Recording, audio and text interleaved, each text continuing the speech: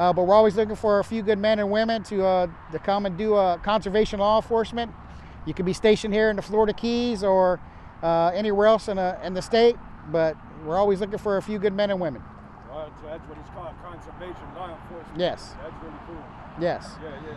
And we also have the most power, authority, and jurisdiction than any police officer in the state of Florida. We can write traffic tickets, but our core missions is to be on the water or out in the woods, protecting fish and wildlife. But we have full authority and powers to make physical arrests, whatever it may be. So whether you're in a state park, federal park, offshore, 200 miles offshore, we have the power, authority, and jurisdiction to be out there also.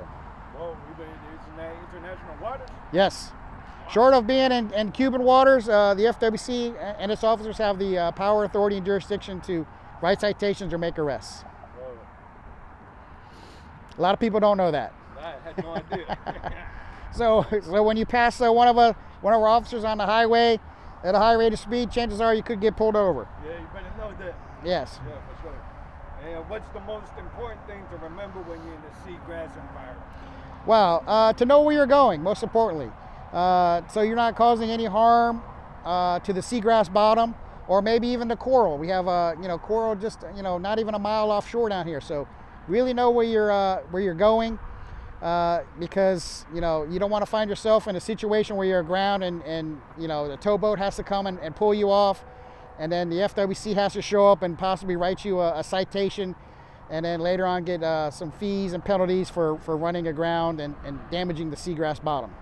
Hey, for people that might want to come check it out and explore it, are you allowed to walk on the seagrass or whatever? No, that definitely causes damage. So you definitely want to stay off the seagrass. You don't want to anchor in the seagrass.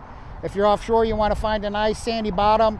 An easy way to do that is look for a white spot on the ground floor and drop your anchor there. So you don't want to anchor in the seagrass or coral habitat, because that will definitely cause some severe damage if you do that. Like, for instance, if you want to pull the anchor up when you guys are done, you're going to pull up a hunk of seagrass substrate, and that seagrass will end up dying. So you don't want to do that. What if you just come in like swimming off the side of the boat while I'm going and filming and stuff? Right. If I just want to go to one of the parking spots and jump in the water, am I allowed to do that? If you look, there's probably a little trail that's already been worked through there. So try to look through a trail and maybe swim above the float above the seagrass, because it is a living, breathing thing, just like coral. So just by walking on it, you can damage the seagrass. So really just float over. Float over it if possible. Yes. All right. And have you seen any change in the environment? You believe in like sea level change and stuff like that? Yeah, like I said, I've been down here for over 30 years, and one of the other things that we've seen that has deteriorated over the last 30 years is water quality. And that has to do with just so many more people coming down here, running the ground, not knowing where they're going. The pressure on our resources. A lot more people are fishing, which causes a stress on the fisheries, whether it's stone crab, lobster, or any of the numerous fish you can catch here in the Keys.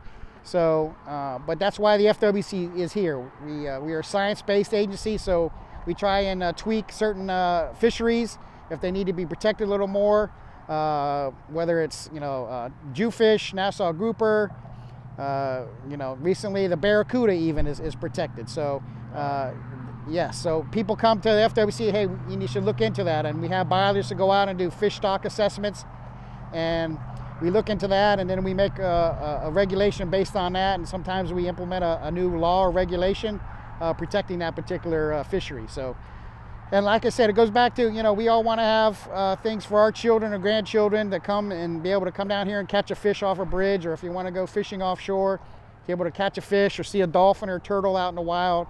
That's why we're here, and we're doing the best we can to protect our environment. Hey, once again, much respect to you, Officer Bobby Dube, 30-year veteran, man, conservation law enforcement specialist. Much respect to you, and thanks for taking the time. Thanks for having me, and if you want any more information, go to myfwc.com.